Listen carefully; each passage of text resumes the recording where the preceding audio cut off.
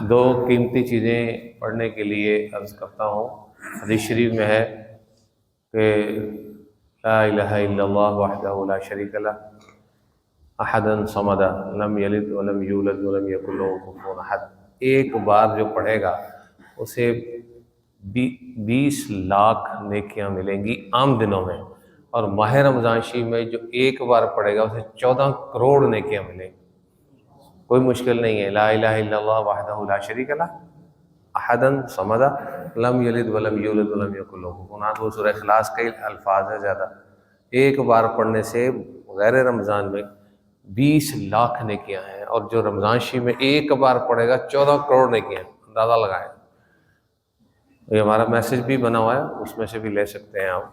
دوسری چیز ہے، حدیث شریف میں ہے جب بندہ مومنین مومنات کی مغفرت چاہتا ہے تو ایک بار اگر منہ سے کہہ دے اللہم اغفر لی وللمؤمنین والمؤمنات، تو اس وقت کے جتنے زندہ مسلمان ہوں گے سب کے کھاتے کی ایک ایک نیکی لکھی جائے گی۔ تو ایک بار یہ کرنے سے تقریباً 270 کروڑ مسلمانوں کی آبادی ہے۔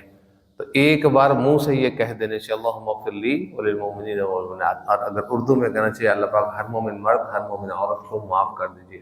اتنی نیکیاں، اتنا خزانہ ہے، تو یہ ہمیں ایک بار پڑھنے سے اتنی نیکیاں ملتی ہیں۔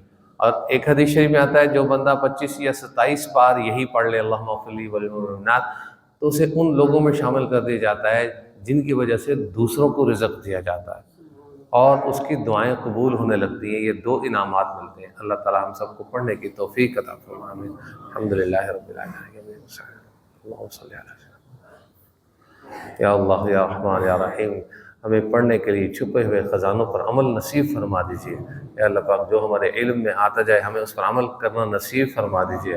یا الہنا یا ربنا یا ذا الجلال والاکرام یا حی یا قیوم، ہماری زندگی کا ہر گناہ ختم کر دیجئے۔ یا اللہ پاک ہماری زندگی میں ٹوٹی پھوٹی نیکیاں جو ہم نے کی ہیں یا اللہ پاک انہیں قبول فرما لیجئے۔ ہمیں اس ماہ رمضان شریف میں زیادہ سے زیادہ اعمال نیکیاں کرنے، تقوی اختیار کرنے، سنت پر عمل کرنے کی توفیق عطا فرما دیجئے۔ مسنون روزے اور مسنون طریقے سے ماہ رمضان گزارنا، ہر کام میں سنت کا لحاظ رکھنا ہمارا مقدر اور نصیب فرما دیجئے۔ یا اللہ پاک ہمارے بڑے چھوٹے جو فوت ہو گئے ہیں یا اللہ پاک ان کی کامل بخشش فرما دیجئے۔ جو زندہ ہیں ہم سب کی زندگی میں راحتیں، رحمتیں، برکتیں، عافیت عطا فرما دیجئے۔ آج کا دن ہر گناہ سے بچنے کی نیت کرتے ہیں، بچنا نصیب فرما دیجئے۔ ہر فرض، ہر واجب، ہر سنت پر عمل کرنے کی نیت کرتے ہیں، ہمارے لیے آسان فرما دیجئے۔ یا اللہ پاک آپ سے راحتیں، رحمتیں، برکتیں، عافیتیں چاہتے ہیں، عطا فرما دیجئے۔